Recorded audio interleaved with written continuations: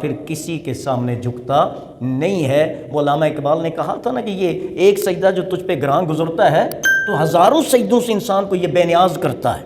تو بات یہ ہے، ہم اللہ کے سامنے جھکنے کو جب تیار نہیں ہوتے پھر ہم ہر ایک کے سامنے جھکتے ہیں، اور جو رب کے سامنے جھکنا سیکھ لے پھر وہ کسی کے سامنے جھکتا نہیں ہے۔ تو یہ پچھلی آیات کا جو ہے وہ خلاصہ اور مفہوم تھا۔ آج کی آیہ مبارکہ میں ارشاد باری تعالیٰ ہے، قل ای شیء اکبر شہادۃ، اے محبوب صلی اللہ علیہ وسلم آپ ان سے پوچھئے کون سی چیز معتبر ہے شہادت کے لیے، یعنی شہادت کس کی معتبر ہے، گواہی کس کی معتبر ہے؟ خود ہی ارشاد فرمایا قل اللہ، محبوب فرما دیجئے کہ اللہ کی گواہی سب سے معتبر ہے۔ سب سے معتبر گواہی جو ہے وہ رب کی ہے۔ جو رب گواہی کسی کے حق میں دے دے اس سے بڑھ کر کوئی گواہی معتبر ہو نہیں سکتی۔ شہید بینی و بینکم، اللہ گواہ ہے میرے اور تمہارے درمیان۔ پہلے سوالیہ انداز اپنایا گیا، قل ای شیء اکبر شہادتاً، پہلے فرمایا شہادت سب سے بڑی کس کی ہے؟ خود ہی پھر ارشاد فرمایا قل اللہ، سب سے بڑی شہادت اللہ کی ہے۔ جس کے حق میں رب گواہی دے دے، اب جانتے ہیں نا رضی اللہ عنہم ورضوا عنہ، یہ اللہ کی گواہی ہے صحابہ کے لیے کہ اللہ صحابہ سے راضی ہو گیا اور صحابہ رب سے راضی ہو گئے۔ پھر جو اپنی زندگی ایمان پر، اسلام پر اور اتباع رسول اور اطاعت رسول اور اطاعت خداوند جو ہے اس میں بسر کرتا ہے اپنی زندگی کو، تو اللہ کے طرف سے اس کے لیے جو گواہی ہے وہ یہ ہے یا ایتھا النفس المطمئنہ سلام قولا من رب الرحیم۔ یعنی ایک تو اللہ فرمائے کہ اے مطمئن نفس آ جا میرے پاس، اور دوسرا اس کا استقبال ہوگا سلام قولا من رب الرحیم، تیرے رب کی طرف سے تجھ پر سلامتی ہو، تجھے کسی قسم کا خوف اور خطرہ نہیں ہے، خوش خوش اپنے رب کی بارگاہ کی طرف آ جا۔ تو یہ اللہ کی گواہی ہے۔ فرمایا واللہ شہید بینی و بینکم، اللہ میرے اور تمہارے درمیان گواہ ہے۔ اور پھر ارشاد فرمایا وَأُوحِيَ إِلَيَّ هَذَا الْقُرْآنُ لِأُنذِرَكُم بِهِ وَمَن بَلَغَ، محبوب یہ بھی ان کو بتا دو کہ میری طرف اس قرآن کو رب نے وحی کیا ہے، نازل فرمایا ہے قرآن مجید، کس لیے؟ لِأُنذِرَكُم بِهِ، تاکہ میں تمہیں اس قرآن کے ذریعے اللہ کے عذاب سے ڈراؤں۔ یہ قرآن جو ہے یہ جنتر منتر کی کتاب نہیں ہے، یہ بک آف کریشن ہے۔ یہ آپ کی حقیقت پہ بات کرتی ہے، آپ کے آغاز پہ بات کرتی ہے، آپ کے اختتام پر بات کرتی ہے، آپ کی لائف پہ بات کرتی ہے، آپ کو دنیا میں جس چیز کی ضرورت پیش آتی رہی ہے، آ رہی ہے یا ان فیوچر آئے گی، یہ اس پہ بات کرتی ہے۔ یہ دم یا درود کرنے کی کتاب نہیں ہے، یہ پڑھنے اور سمجھنے کی کتاب ہے، یہ تحقیق کی کتاب ہے، یہ بیسک بک آف جو ریسرچ ہے، یہ ریسرچ کی بنیادی کتاب ہے قرآن مجید۔ اس سے حساب لیں اور پھر آگے آپ تحقیق کریں تو آپ کی ریسرچ کبھی غلط نہیں ہو سکتی۔ لیکن جنہوں نے اس کو اپنایا وہ کہاں پہنچ گئے؟ وہ علامہ اقبال نے کہا تھا نا، وہ معزز تھے زمانے میں مسلمان ہو کر، ہم خوار ہوئے تارک قرآن ہو کر، ہم نے ہر چیز کو اپنا لیا سوائے قرآن کے، ہم ہر چیز پر غور اور فکر کرتے ہیں سوائے قرآن کے، اور جب ہم قرآن سے دور ہوئے پھر ہم قصوں میں پڑ گئے، پھر ہم کہانیوں میں پڑ گئے، پھر ہم بس جس نے کوئی اچھا جبہ یا دستار پہنی ہم اس سے متاثر ہو گئے اور اسی کے پیچھے چل پڑے۔ نہ ہم نے پوچھا کہ آپ کو قرآن بھی پڑھنا آتا ہے، نہ انہوں نے بتایا، نہ ہم نے پوچھا کہ آپ کو سنت کا کچھ علم ہے، نہ انہوں نے بتایا، بس ظاہر کو دیکھا اور پیچھے چل پڑے۔ اور ایسے لوگوں کے بارے میں ارشاد فرمایا میرے آقا نے ضال مضل، یہ وہ لوگ ہیں جو خود بھی گمراہ ہیں اور جو ان کے پیچھے چلتے ہیں انہیں بھی یہ گمراہ ہی کرتے ہیں۔ تو فرمایا مجھے میرے رب نے وَأُوحِيَ إِلَيَّ هَذَا الْقُرْآنُ، یہ قرآن میرے رب نے میری طرف وحی فرمایا ہے، لِأُنذِرَكُم بِهِ، تاکہ اس قرآن کے ذریعے میں تمہیں ڈراؤں، وَمَن بَلَغَ، اور جن تک یہ قرآن پہنچے گا ان کو بھی ڈراؤں۔ اب غور فرمائیں، دو باتیں بڑی اہم ہیں۔ ایک ارشاد فرمایا یہ قرآن میرے رب نے مجھے وحی فرمایا ہے، لِأُنذِرَكُم بِهِ، اس قرآن کے ذریعے اے میرے صحابہ میں تمہیں ڈراؤں، یعنی تمہیں آگاہ کروں، تمہیں اللہ کے غضب کے بارے میں بتاؤں، اللہ کے عذاب کے بارے میں بتاؤں، جہنم کی ہولناکیوں کے بارے میں بتاؤں، قبر کی ہولناکیوں کے بارے میں بتاؤں۔ ایک تو یہ کیا ان کو ہی ڈرانا مقصود تھا؟ فرمایا نہیں، وَمَن بَلَغَ، جس تک میرا قرآن پہنچے گا ان سب کو میں نے ڈرانا ہے۔ یہ نبی کا پیغام ہے، یہ رب کا پیغام ہے۔ جو 1450 سال پہلے آیا اور قیامت تک کے لیے یہ دائم اور قائم رہے گا، اور جو اس کی طرف آئے گا وہ ہدایت پائے گا، اور جو اس سے منہ موڑے گا وہ دنیا میں بھی ذلت کا سامنا کرے گا اور آخرت میں بھی عذاب کا سامنا کرنا پڑے گا۔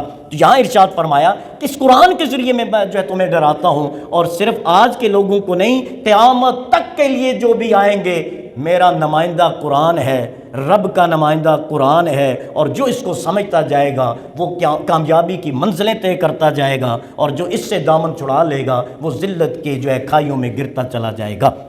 یا ارشاد فرمایا، پھر ارشاد فرمایا قُلْ لَا أَشْهَدُ۔ اب یہ دیکھیں اس آیہ مبارکہ میں شہادت کی بات کتنی مرتبہ ہوئی۔ پہلے فرمایا ایُّ شیءٍ اکبر شہادتاً، شہادت معتبر کس کی ہے؟ آگے ارشاد فرمایا قُلِ اللَّهُ، شہادت اللہ کی معتبر ہے۔ پھر فرمایا گواہ اصل ہے کون؟ شہید بینی و بینکم، اللہ میرے اور تمہارے درمیان گواہ ہے۔ اور یہ چوتھی مرتبہ ارشاد فرمایا اَإِنَّكُمْ لَتَشْهَدُونَ أَنَّ مَعَ اللَّهِ آلِهَةً أُخْرَىٰ، کیا تم اس بات کی گواہی دیتے ہو کہ اللہ کے سوا بھی کوئی خدا ہے؟ قرآن میں غور فرمائیں، ہم لوگ ہر چیز کو اپنی مرضی کے سانچے میں ڈالنے کے قائل ہیں، جس کی وجہ سے ہم تباہی کے دانے میں پہنچ جاتے ہیں۔ اللہ فرماتے ہیں محبوب ان سے فرمائیے اَإِنَّكُمْ، کیا تم لَتَشْهَدُونَ، یہ گواہی دو گے؟ کیا گواہی؟ اَنَّا، کہ بے شک مع اللہ، اللہ کے ساتھ، آلِهَةً أُخْرَىٰ، کوئی اور خدا ہے؟ کیا تمہاری جرت ہے کہ تم یہ گواہی دو کہ اللہ کے سوا بھی کوئی اللہ ہے، کوئی الہ ہے؟ پانچواں ارشاد فرمایا قُلْ لَا أَشْهَدُ، محبوب آپ فرما دیجئے میں ایسی لچر قسم کی گواہی نہیں دوں گا، یہ جھوٹی گواہی میں نہیں دے سکتا۔ کیا تمہاری ہمت ہے کہ تم خدا کے برابر کسی کو کھڑا کر سکو؟ تمہارے اندر اتنی ہمت ہے کہ گواہی دو کہ فلاں اللہ کے ہمسر اور مساوی ہے؟ کیا تم ایسا کر سکتے ہو؟ محبوب فرما دیجئے کم از کم میں محمد الرسول اللہ صلی اللہ علیہ وسلم میں ایسی جھوٹی گواہی نہیں دے سکتا۔ اللہ ایک ہے، اللہ صمد ہے، اللہ بے نیاز ہے، اللہ ہر چیز پر قادر ہے، اللہ ہر چیز پر قادر معذرت اللہ ہر چیز پر قادر مطلق ہے، ہر چیز اللہ کے قبضہ قدرت میں ہے، ہر چیز کا مالک حقیقی رب ہے، زندگی وہ دیتا ہے، موت وہ دیتا ہے، عزت وہ دیتا ہے، ذلت وہ دیتا ہے، اقتدار وہ دیتا ہے، اختیار وہ دیتا ہے، منصب وہ دیتا ہے، حکومت وہ دیتا ہے، حاکم وہ بناتا ہے، اور جب وقت آئے تو ذلیل بھی وہی کرتا ہے۔ یہ سارے اختیارات میرے رب کے پاس ہیں۔ اگر بظاہر کسی کی وجہ سے اگر کسی کو کوئی تکلیف پہنچتی ہے تو وہ یہ نہ سمجھے کہ اس شخص کی وجہ سے، فاعل حقیقی، مؤثر حقیقی صرف وحدہ لا شریک رب کی ذات ہے۔ تو فرمایا اِنَّكُمْ لَتَشْهَدُونَ أَنَّ مَعَ اللَّهِ آلِهَةً أُخْرَىٰ، کیا تم یہ گواہی دے سکتے ہو کہ اللہ کے سوا کوئی اور اللہ ہے؟ فرمایا انی لا اشهد، میں تو کم از کم یہ گواہی نہیں دے سکتا کہ لات اللہ جیسا ہے، یا منات اللہ جیسا ہے، یا حبل اللہ جیسا ہے، یا کعبے کے بت اللہ جیسے، نعوذ باللہ من ذالک، میں ایسی گواہی نہیں دے سکتا۔ یہ مورتیاں جو ہے کبھی الہ ہو نہیں سکتی، یہ بت کبھی خدا ہو نہیں سکتے، یہ پتھر کبھی اللہ کا درجہ حاصل کر نہیں سکتے۔ یہ تو ان کی اوقات تو یہ ہے کہ ان کو اگر آواز دو تو سن نہیں سکتے، اور اگر بفرض محال سن لیں تو جواب نہیں دے سکتے۔ ان کی طاقت اور قدرت یہ ہے کہ ان کے سر پر مکھی بیٹھ جائے، ناک پر مکھی بیٹھ جائے، وہ اسے نہیں اٹھا سکتے۔ ارے جو خود اتنے بے بس ہوں وہ تمہارا جو ہے کارساز کیسے بن سکتے ہیں؟ تم گواہی دے سکتے ہو؟ فرمایا میں تو کم از کم ایسی گواہی نہیں دے سکتا۔ پھر ارشاد فرمایا قل انما هو الہ واحد، یاد رکھو اللہ وحدہ لا شریک ہے۔ قل، محبوب فرما دیجئے، انما، یہ میں نے پہلے بھی آپ سے عرض کیا تھا کہ انما کا معنی ہوتا ہے حصر کے لیے آتا ہے، کسی چیز کو مقید کر کے خاص طور پر بیان کرنے کے لیے۔ شاید میں نے پہلے بھی آپ سے عرض کیا تھا، دو چار آیات ایسی ہیں۔ ایک اللہ نے فرمایا قل انما انا بشر مثلکم، محبوب فرما دیجیے انما، بے شک میں تمہارے جیسا انسان ہوں۔ عموماً ہم اس آیت کو پڑھ کے دھوکے میں جو ہے مبتلا ہو جاتے ہیں کہ نبی ہمارے جیسے ہی ہیں۔ یہ انما بتاتا ہے کہ اصل ماجرا کیا، حکمت کیا ہے۔ اب دوسری آیت آپ دیکھیں، انما اموالکم و اولادکم فتنہ، انما، یاد رکھنا انما سے شروع ہوا، بے شک تمہاری مال اور تمہاری اولاد تمہارے لیے کیا ہے؟ فتنہ ہے۔ انما یرید اللہ لیذھب عنکم الرجس اہل البیت، انما یرید، بے شک اللہ ارادہ فرماتے ہیں اہل بیت کہ تمہیں صحیح پاک کر دیا جائے۔ یہ بات سمجھ میں آ گئی؟ اب اس میں حکمت کیا ہے؟ اللہ نے فرمایا انما اموالکم و اولادکم فتنہ، تمہارے مال اور تمہاری اولادیں فتنہ ہیں۔ کیا دنیا میں صرف مال اور اولاد فتنہ ہے؟ اس کے علاوہ کوئی اور فتنہ نہیں ہے؟ تو اب سب کہیں گے ہاں بہت سارے فتنے اور بھی ہیں، صرف مال اور صرف اولاد فتنہ نہیں ہے، مال کے علاوہ بھی فتنے موجود ہیں، اولاد کے علاوہ بھی فتنے میں انسان مبتلا ہو جاتا ہے۔ تو پھر آیت کا مفہوم کیا ہوگا؟ مطلب کیا ہوگا؟ مطلب یہ ہوگا کہ فتنے تو بہت سارے ہیں، لیکن فطروں میں سب سے بڑا فتنہ جو ہے وہ مال اور اولاد کا ہے۔ مال اور اولاد جیسا فتنہ کوئی اور ہو نہیں سکتا، یہ سب سے بڑا فتنہ ہے کہ انسان کو تباہ اور برباد کر کے رکھ دیتا ہے۔ اسی طریقے انما یرید اللہ لیذھب عنکم الرجس اہل البیت، اے اہل بیت اللہ تم سے رجس کو دور کرنا چاہتا ہے اور تمہیں خوب پاک فرمانا چاہتا ہے۔ کیا کوئی اور پاک نہیں ہے؟ اہل بیت کے علاوہ کوئی اور پاک نہیں ہے؟ یقیناً ہے، صحابہ بھی پاک ہیں، انبیاء بھی پاک ہیں۔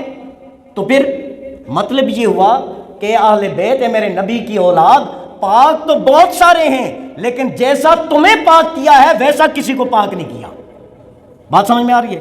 اسی پہ اب آئیں، قل انما انا بشر مثلکم، محبوب فرما دیجئے، اور یہاں یہ بھی فرمایا کہ محبوب آپ فرما دیجئے، کیونکہ اگر رب فرماتا انما انت بشر مثلہم، محبوب تو بھی ان لوگوں کی طرح انسان ہے، تو یہ آرڈر ہوتا۔ بات سمجھیں، جب کوئی بڑا بتاتا ہے نا وہ آرڈر ہوتا ہے، اور جب کوئی خود اپنے بارے میں کہتا ہے وہ عاجزی ہوتی ہے۔ اللہ نے یہ نہیں فرمایا محبوب تو بشر ہے، رب نے فرمایا محبوب تو فرما دے کہ میں تمہارے جیسا انسان ہوں، اور انما سے فرمایا تاکہ بتایا یہ جائے کہ محبوب بتا دے بشر تو بہت سارے ہیں، میرے جیسا بشر کوئی نہیں، انسان تو بہت سارے ہیں، میرے جیسا انسان کوئی نہیں۔ ایک حکمت یہ ہے، اور دوسری حکمت یہ ہے کہ رب فرماتا تو یہ حکم ہوتا، رب فرماتا تو یہ آرڈر ہوتا، نبی نے اظہار فرمایا تو یہ نبی کی عاجزی پر معمول کیا جاتا ہے، تواضع پر۔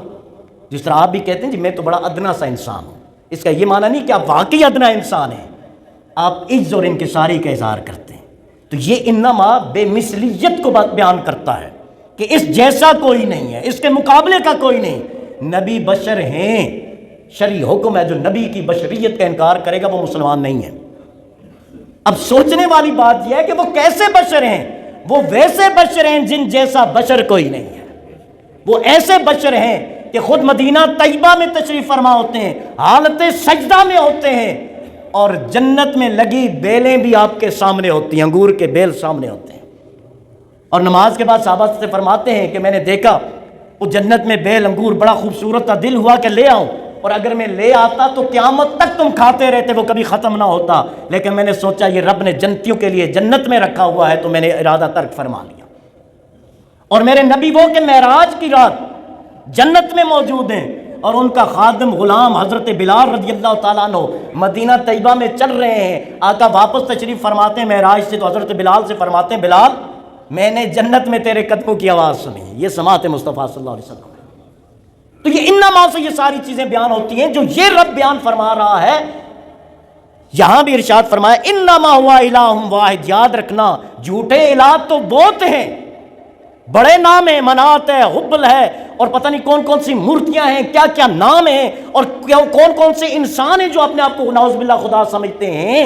انما ہوا الہ واحد، جو حقیقی معبود ہے وہ صرف وحدہ لا شریک ہے، وہ برحق خدا ہے، اس کے سوا کوئی اور برحق نہیں ہے، کوئی اور معبود حقیقی نہیں ہے۔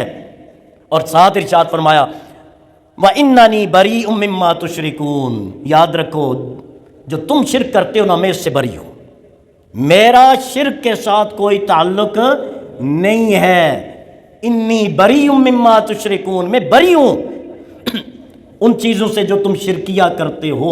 تو حضرات محترم اس آیہ مبارکہ میں جو چیزیں ہمیں معلوم ہوئی ہیں اور سیکھنے والی ہیں، ایک یہ ہے گواہی سب سے بڑی اللہ کی ہے، اور اللہ نے گواہی دی، شاہد اللہ گواہی دیتا ہے کہ محبوب تو اللہ کا رسول ہے۔ تو جب رب نے گواہی دے دی پھر کسی اور کی گواہی کی ضرورت نہیں ہے۔ اور دوسری بات یہ ہے کہ اللہ کے سوا کوئی معبود حقیقی نہیں ہے۔ اور تیسری بات یہ ہے کہ جب گواہی کا وقت آئے تو مسلمان صرف سچی گواہی دے، کسی کے ڈر یا کسی لالچ میں کبھی جھوٹی گواہی نہیں دینی چاہیے۔ یہ دو چار باتیں اس آیہ مبارکہ سے ہمیں معلوم ہوتی ہیں۔ اللہ تعالیٰ ہم سب کا حامی و ناصر ہو۔